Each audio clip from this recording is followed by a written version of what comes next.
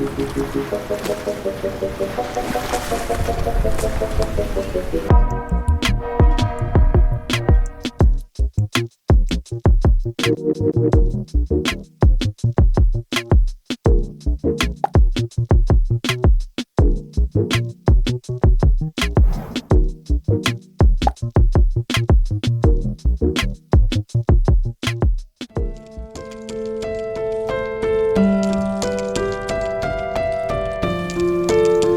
musica classica.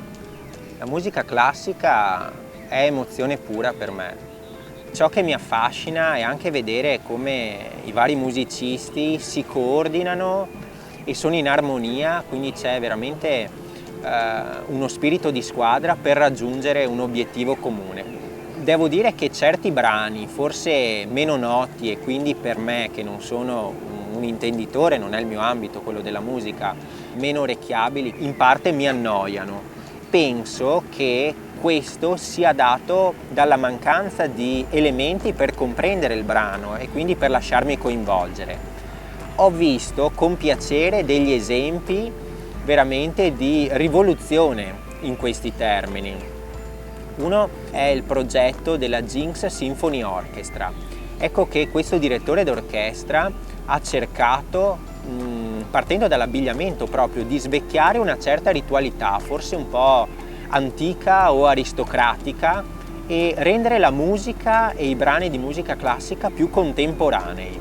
Questo non solo con l'abbigliamento, ma anche spiegando prima di ogni brano i vari passaggi cruciali e le intenzioni dei compositori. Penso che sia dare ancora più valore e attualizzare i messaggi che i grandi compositori hanno voluto inserire nella loro opera. Spesso noto che gli artisti forse sono troppo centrati su se stessi e sulla propria arte e troppo spesso non si fanno queste domande, quindi è un po' l'arte per il gusto dell'arte e non quell'arte con una valenza anche etico-didattica. Fare arte penso che sia prerogativa delle persone che hanno davvero qualcosa da dire agli altri. La comunicazione ha senso e termina quando il messaggio arriva allo spettatore. Non porsi questa domanda, ovvero se il messaggio è arrivato, per me denota una mancanza. E è una mancanza di attenzione, insomma, verso lo spettatore. Forse è una sorta anche di egoismo. Taglia. No, non taglio. Paura, eh? Benvenuti alla seconda puntata di Così parlò il pubblico, in compagnia del mio amico fotografo Alberto. Cari amici musicisti, possibile che siate così focalizzati sui concerti, sui concorsi, sulla cura dell'immagine, sulla rivalità tra musicisti?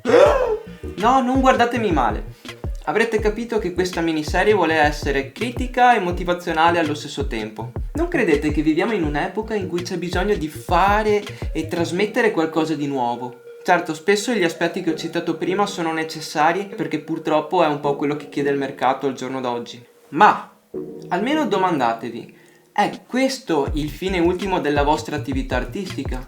Ve lo siete mai chiesti?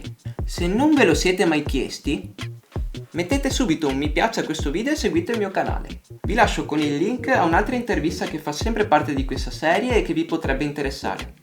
Sani!